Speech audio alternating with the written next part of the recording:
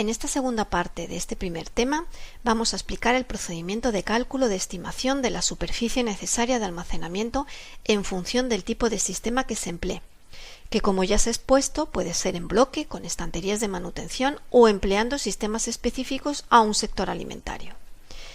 Para determinar la capacidad de una unidad de almacenamiento se puede aplicar el concepto de Matrioska rusa, es decir, contabilizar cuántos elementos se encuentran incorporados dentro de otros.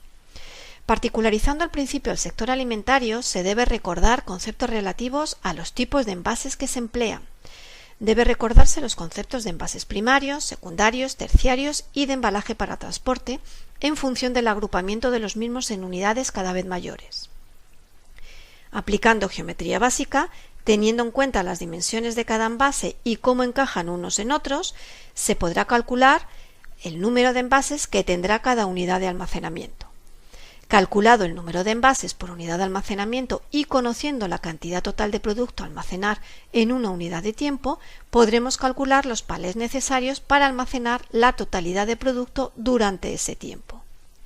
Esta unidad de tiempo, que se correspondería con el concepto de base de cálculo visto en la asignatura de operaciones básicas, puede no ser el tiempo total durante el que es necesario almacenar el producto, por lo que para calcular la totalidad del espacio necesario será preciso incrementar el número de palés en función de ese parámetro.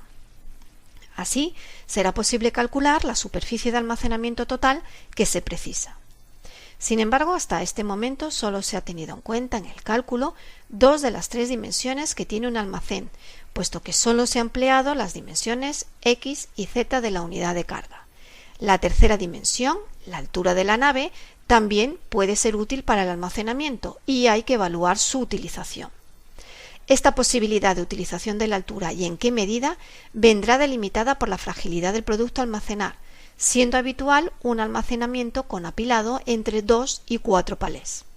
Es preciso indicar que la altura con la que se confeccionan los palés suele encontrarse entre 1,6 y 2 metros. El empleo de la altura reducirá de forma significativa la superficie de almacenamiento total necesaria.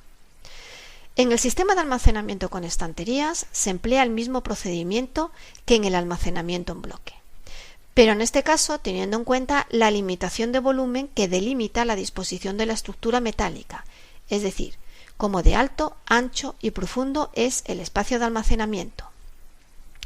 Este será el espacio del que se dispone, pero no necesariamente será el espacio de almacenamiento efectivo.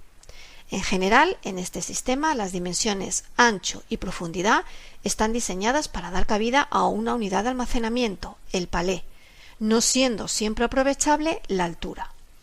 En este caso, las preguntas que debemos plantearnos son: ¿cuánto se puede almacenar en cada hueco? Y en función del número total de mercancía a almacenar, determinar cuántos huecos se precisan.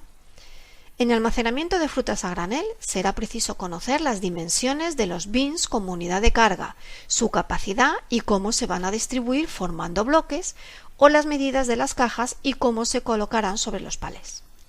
En el sistema específico empleado en el almacenamiento durante la maduración de queso se emplea el mismo proceso, pero teniendo en cuenta el número de cajas por unidad de almacenamiento.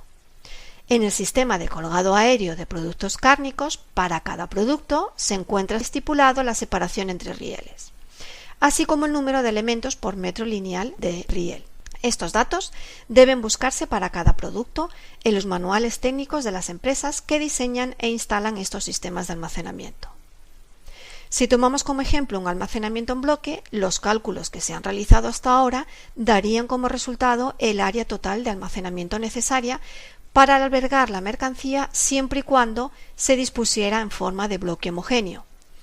Sin embargo, esto no es así en la realidad, ya que es preciso distribuir la mercancía generando los pasillos necesarios para la circulación de carretillas, personal y aire, separación de bloques con las paredes por motivos de seguridad alimentaria o la necesidad de guardar una distancia mínima entre los productos almacenados y el equipo de generación de frío como factores más comunes a mencionar.